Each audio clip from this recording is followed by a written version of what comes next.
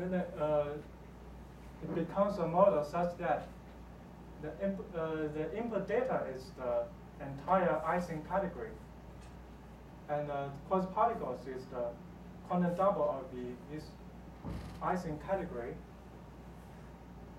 So the quantum double of icing data has 9 objects. It's this icing data 1 sigma and psi and it's kind of a direct product. Another copy with the opposite chirality. So, so I will use this diagram to illustrate what happens. So originally we have the Levin model defined in terms of Z2 data 1 and psi. And we have quasi particles, the Z2 charge, Z2 flux, and the charge flux composites. And then after this extension of Z2, that means we put the Z2 group elements in plaquettes. And with using this model I described here, this model is enriched with the global symmetry. And then the quasi particles, which has 2 parts. The original toric code quasi particles, which are the Z2 charge and Z2 flux, and coupled to the new Z2 flux, they form the so-called graded quantum double of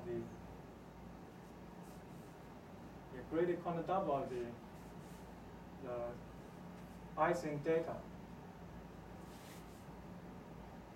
And then in this new model, we have the local actions on these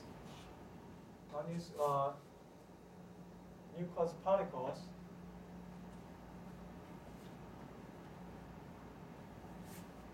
And this gives us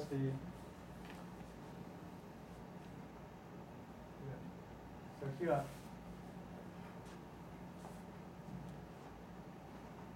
this gives us the picture of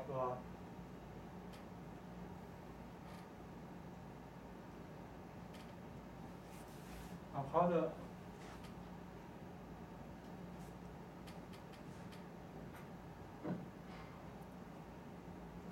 to describe the local action on these quasi particles in the Levin-Wen model.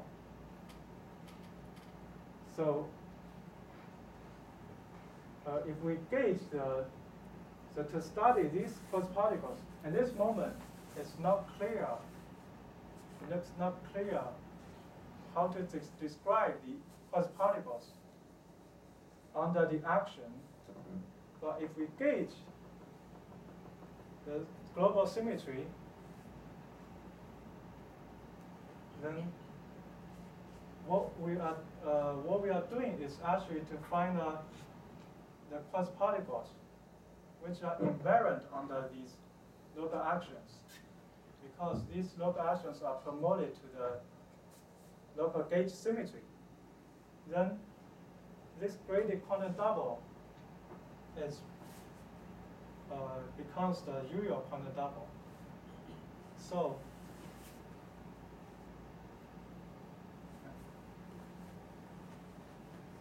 maybe I will show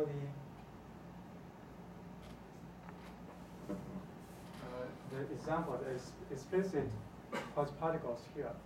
So originally we have these 1 psi and sigma, and after the extension, for each extension, to attach the Z2 flux at each plaquette, then the quasi particles becomes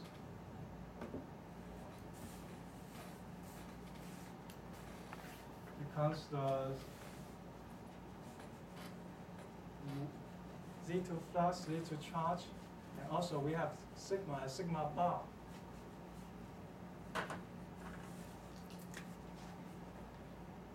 call this graded quantum double, which physically is defined by this.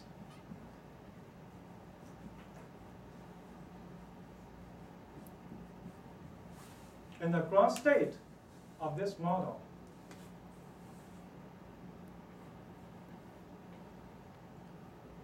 if you have you create a pair of quartz particles and you can move these quartz particles, then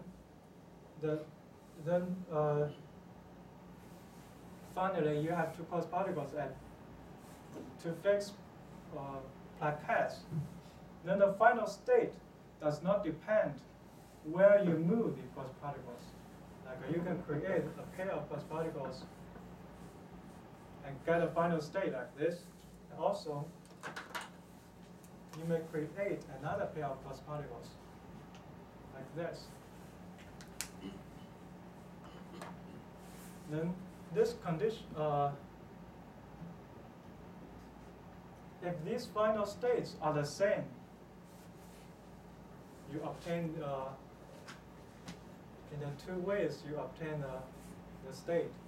Then such quartz particles are described by the greatest quantum doublet.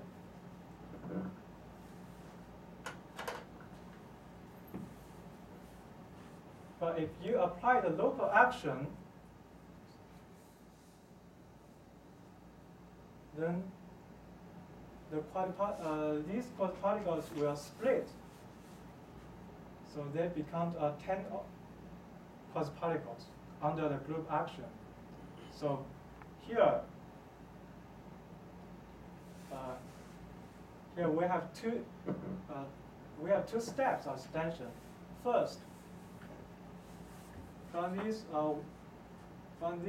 one Z2 charge and Z2 flux to sigma bar. This is because we attach the Z2 flux at each plaquette. And second step, we have the extension h equals to 1 to h equals to -1. So from this column to this column, this extension is because of the local action in the plaquette.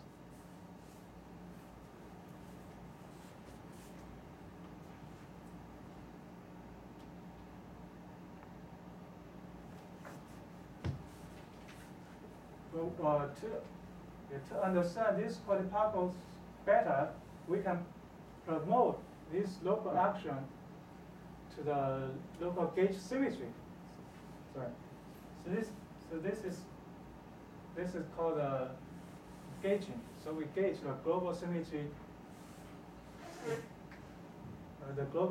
to gauge symmetry, which means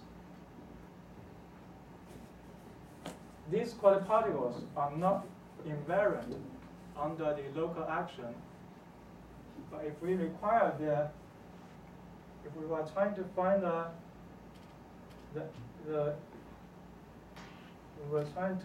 find the quartz particles that are invariant under the local actions,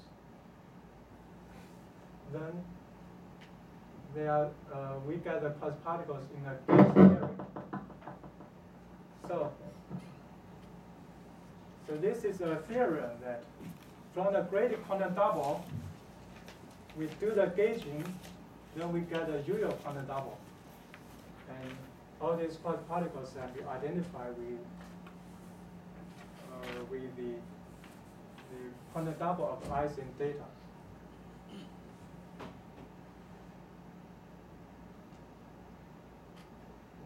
So the conclusion here is the symmetry enriched phase defined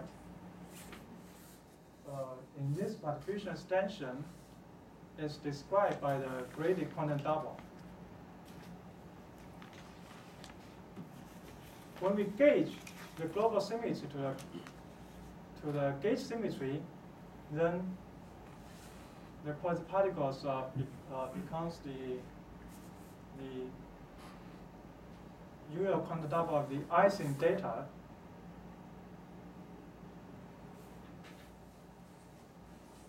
So we may go, now I will go to the ground states of a torus to understand this characterization better. So on a torus, there are degenerate ground states. In SPT phase, there's no ground state degeneracy, but if there is original topological order, then the ground states are degenerate. So here, if we use the triangulation, the triangle lattice, which is dual to the trivalent graph, then the glue elements at each plaquette now becomes the glue elements at the vertices here. Now what's the what I want to say by this illustration? So this implies one thing in the gauge theory. That means if we gauge this we promote the global symmetry to gauge symmetry, then we have the gauge field, which are the glue elements at the links of the triangle lattice. And if we multiply all the glue elements along a non-contractible loop on the torus, then along each non-contractible loop, we get a unit element. So this means, so here I use A and B to label these elements. Then this means there's no Z2 flux through these two holes. So that's the first thing about the ground state.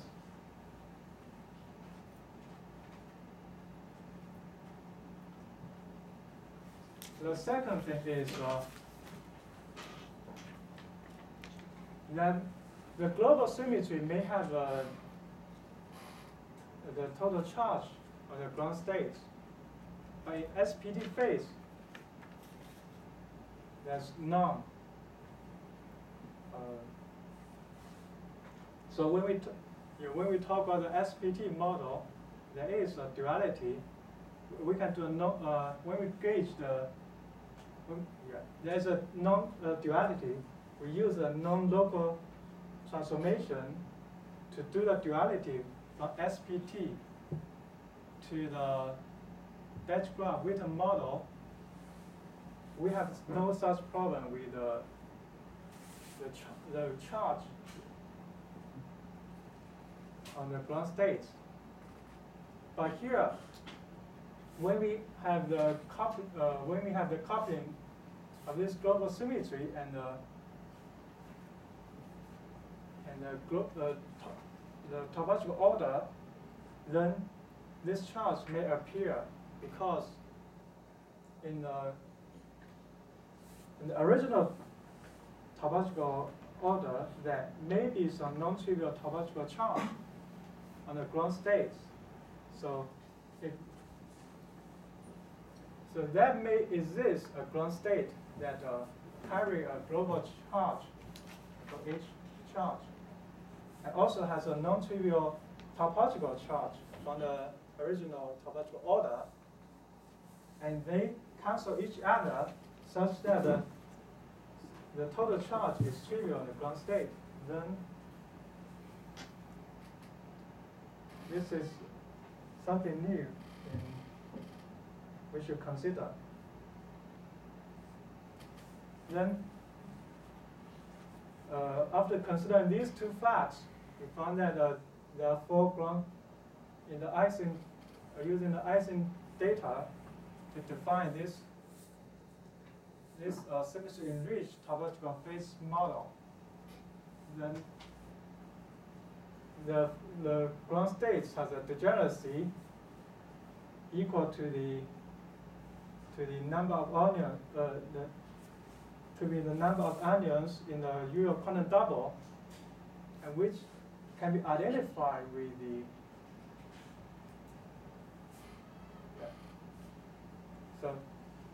so these quartz particles are characterized by the graded quantum double, which can be identified with the quartz particles in gauge theory. So on the right hand side is quartz particles in the ground state in gauge theory. On the left hand side it's the theory for the symmetry enriched topological phase model.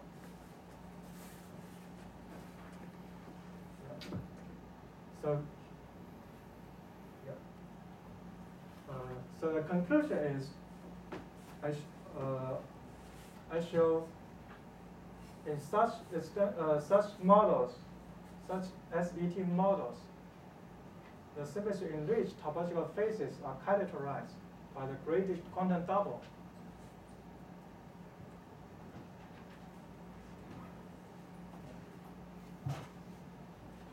Thank you.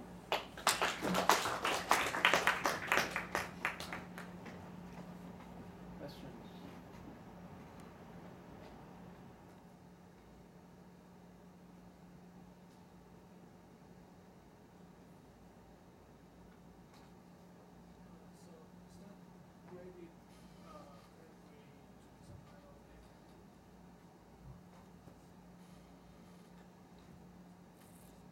What's the question? So it's the graded if the graded category is n category. So it's no.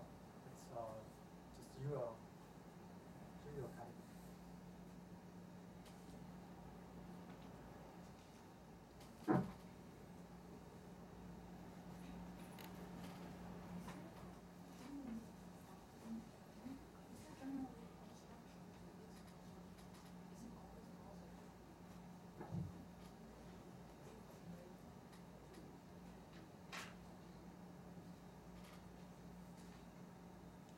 Is it always possible to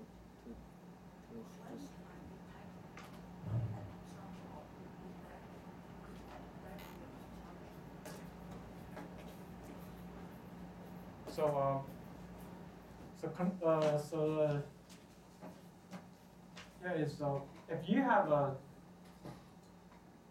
level model like a Z2 model, and you are trying to find some symmetry enriched topological phase with the original order to be Z2 order, then this in this construction,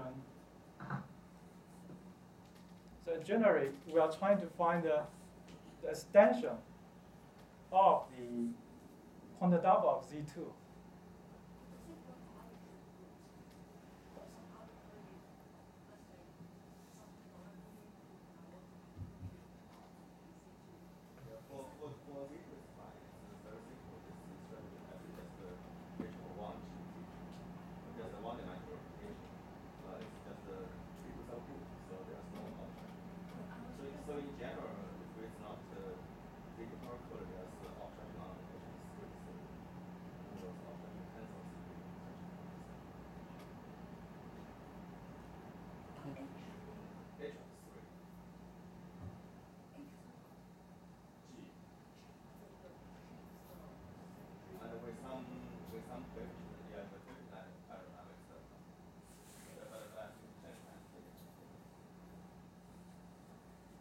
Yeah, in general, given a quantum double model described by the, we say C, then the general, to classify all possible symmetry enriched topological phase, you will need to try to find the extension of this quantum double of C. So that's the quasi-particles data. So you try to extend the category of all these quasi-particles data. But here we show that if the original C has an extension, then you always have the extension of the quantum double. So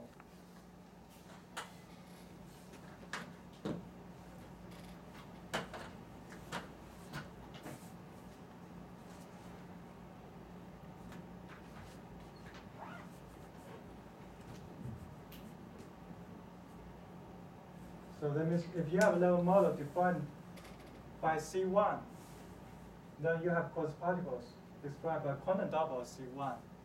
Then to classify the all symmetry enriched topological phases, what you need to do is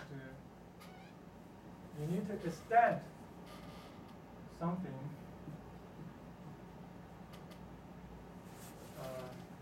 So you need to include these quasi-particles themselves, and also you have something which is kind of a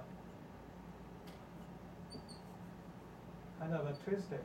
So like if it's a Z2 group, then you twist it once, so you have two copies. And you also need to find a group action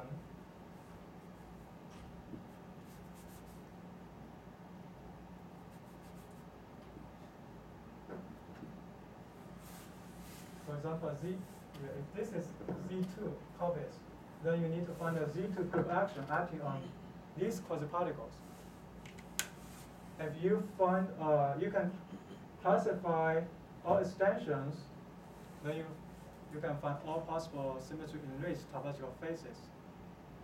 And here, what I show you is if C1 has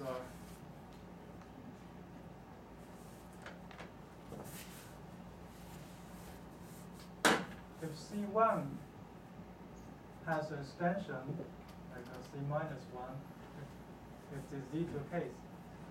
So I will put C minus 1 here. So this is Z2 group action. Then there is a canonical way that the automatic that you have a extension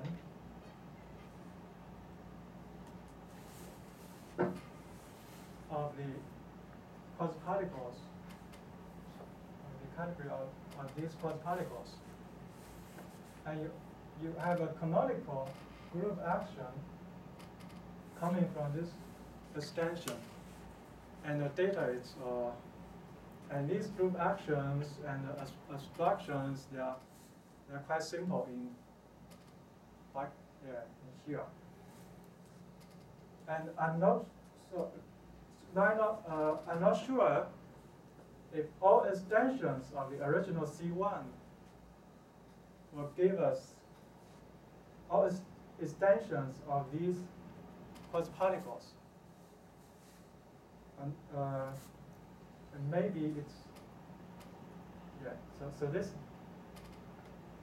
maybe there are some different extensions going to the same topological place. This is something like if you input the category C or its dual, like you input Z, some representation, some finite group to define the model, and you can also input the representation theory of this finite group to define the model. They go to the same phase. And I guess this will happen here.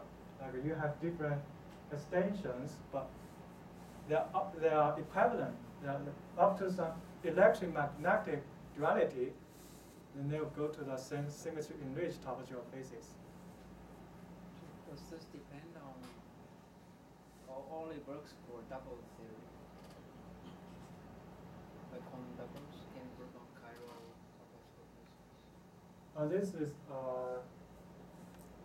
so this is just for the double topological phases. I don't know how to do the chiral ones in lattice.